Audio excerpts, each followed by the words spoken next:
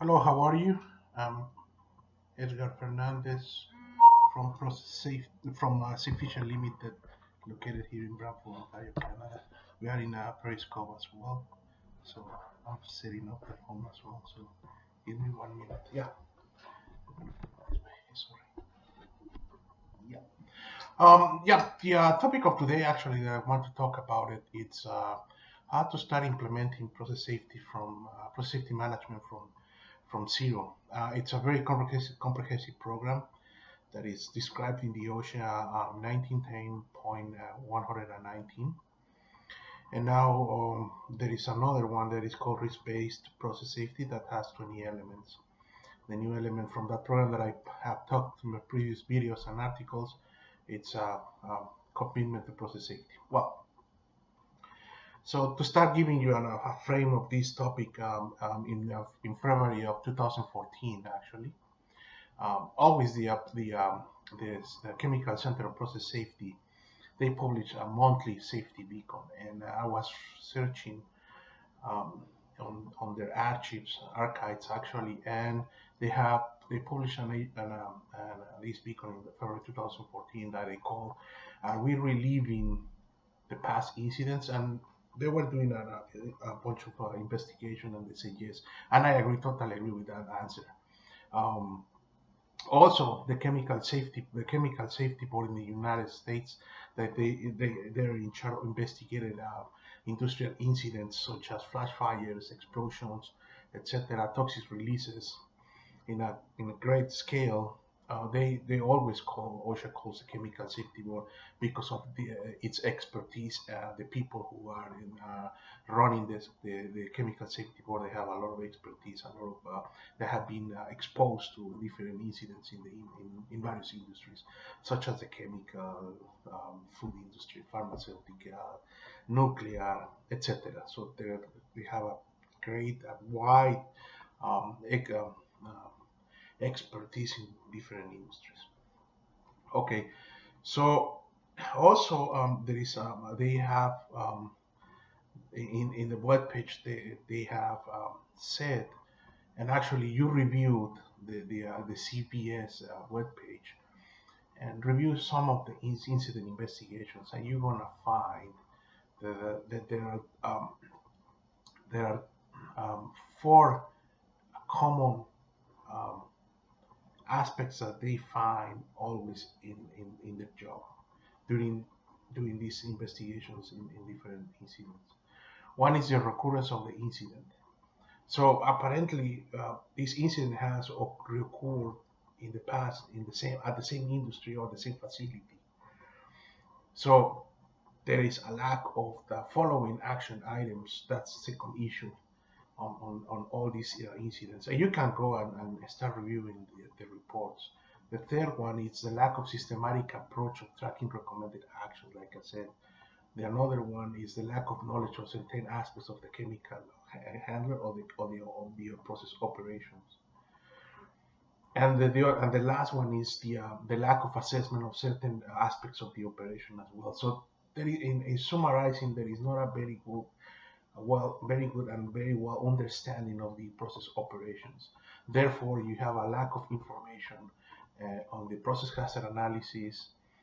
You have recurrence of the incidents, and also you don't have the uh, the uh, the right and the complete process safety information to proceed and conduct the process hazard analysis. So it's a reality that there are some companies and some industries, as we speak, that they don't have process safety, and they are covered on the process safety. Um, so how we can help those companies to implement process safety from zero? And actually, everybody panics when they see the regulation from OSHA of the process safety management program from different associations like the American Institute of Chemical Engineers in the United States, or the Society of Chemical Engineers in Canada. When you show the 14 elements, everybody panics and everybody says it's too much work to do, and they give up. And then they sometimes make the decision not to implement it. That is a huge mistake. There is a lot of work, and I'm not going to lie you. Absolutely, there is a lot of work. But don't expect that you're going to implement process safety management in 1 year. That is impossible. I mean, a consultant with a very decent expertise is going to tell you that is impossible. If somebody tells you that you're going to implement safety management, process safety in 1 year, I can tell you that it's lying, because, like you said, it's a lot of work. It's a lot of aspects to review. But we need to start from somewhere. We cannot say we don't. It's too much work. We're gonna give up. No, we want to start somewhere for sure. And through the time, we're gonna have a very robust process safety management program with the 14 elements implemented in your facility if you need it. Or inclusive, we can apply some of the process safety elements to your. You can apply those ones to your health and safety program as well. The occupational health and safety program. That is not the same as process safety. It's totally different. In some parts they overlap, such as in the best safety practices. So how can we start? Well, there are 4 steps or 4 elements that on how organizations can start implementing process safety management program or system from zero. And one, it's taking in account now all the information from the Chemical Safety Board, reading a couple of a bunch of investigations from them, and now, as I mentioned, the 4 findings that they have reviewing again, and they found it, and they find it, and they find it again. We can go from there. So the first step is establish a system to collect the process safety information. You cannot do anything if you don't have this information, unfortunately. You cannot go and sit down to conduct a process hazard analysis without any information. That's killing yourself or shooting yourself in your feet. Why? Because as you remember in the beginning, I mentioned that one of the issues that the Chemical Safety Board has had during this investigation is the lack of knowledge. So having your process safety, it's generating knowledge. That is, we compiling, cataloging, and making available a specific set of data and information, the standards and regulation as well, that normally is recorded in paper or in an electronic database. So, but not also is that, is understanding that information that we have in standard regulations, or you have from manufacturer recommendations, or from the specific technical data that you have, that your equipment has. You need to understand that how each of these elements interact. Also, you need to interpret those ones to your industry as well. So that's the first one that I would recommend. Step 1, establish a system to collect the process safety information. The number 2 is, now you have all of these, conduct the process hazard analysis. So now you're gonna understand what hazards you are facing day by day by managing that process, be chemical, combustible dust, flammable liquids, or any toxic substance. That is gonna allow you to collect all the data from these various activities that you are conducting during that process, and you're gonna be able to identify the hazards. We call causes and consequences. So an activity, I'm gonna mention an example. You are unloading a raw material in a dust form to a mixer tank. So what's gonna happen during that unloading could be, because it's unloading the super sack too fast, the consequence is going to be starting electricity, so now you're going to have a flash fire. So that's the type of activities that you're going to be analyzing and assessing during the process hazard analysis. And also you need to risk rank those activities as well. It's according to probability, severity, and frequency. And you need to see what safeguards you have currently to prevent that consequence. The third step, as anything, you need to control the changes. So now you need to implement management of change.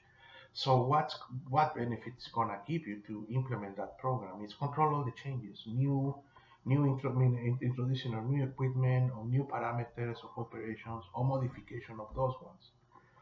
Second, you're gonna be able to communicate those changes to the operations and to the workers, and everybody's gonna be in the same channel. Everybody's gonna be informed about those changes. Also, management of change it's linked to another program that is called pre-start safety reviews. What's the benefit to have a pre-start safety review in the management of change program? It's very easy. You're gonna be able to identify the hazards of that change and then adjust to that change and come with the action items to mitigate or control that consequence of that hazard as well. Could be many controls. Remember, it's elimination, substitution, engineering, administrative, and at the last, the PPE. It is the same in process safety. You need to follow those ones, that sequence. You can eliminate the hazard, yes or no. You can substitute a raw material, yes or no. If not, now you need to implement engineering controls. It's better than administrative controls. When you implement those engineering, for sure, you need to modify procedures and analyze your PPE is enough, or you need to modify that as well. And the fourth step is develop an incident investigation program. Any incident that occurs in your facility needs to be investigated for two reasons. One, it's the first one is to ultimately avoid recurrence. Remember that in the introduction of this video, we talked that there is a recurrence of incidents at the facility many times or in the industry as well. So having a good incident investigation program is going to allow you not to have the recurrence in the future. And the most important thing is, as a second benefit, it's to learn from that.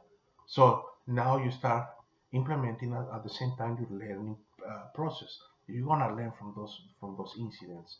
What happened? What was missing?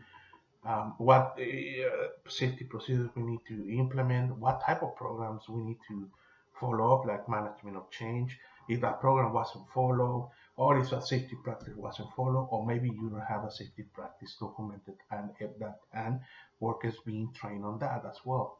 Could be many reasons, but that's the benefit of developing the incident investigation program. So now, once you have all of these, what are the benefits to conclude this video? You won't have recurrence of incidents. You will have a knowledge of all the aspects of your process. You will have a systematic approach of tracking recommended actions from previous incidents. And the last one, you will assess all possible aspects of the operations. You're going to identify the hazards, you're going to risk rank, and then you're going to come up with the better solutions to prevent incidents. So my last question is, what do you think your organization will look like if you actually did all of these steps? Do you want to find out? So please contact me at Edgar Fernandez at pharma-chemicalsafety.com, and we can help you with that. I appreciate that you are listening to these videos. Hopefully I'm helping the community to reduce incidents, and our mission is protecting people's lives, that we love to do that, and reducing incidents. That's the reason why we are making these videos. Thank you very much and have an excellent day. See you tomorrow. Bye.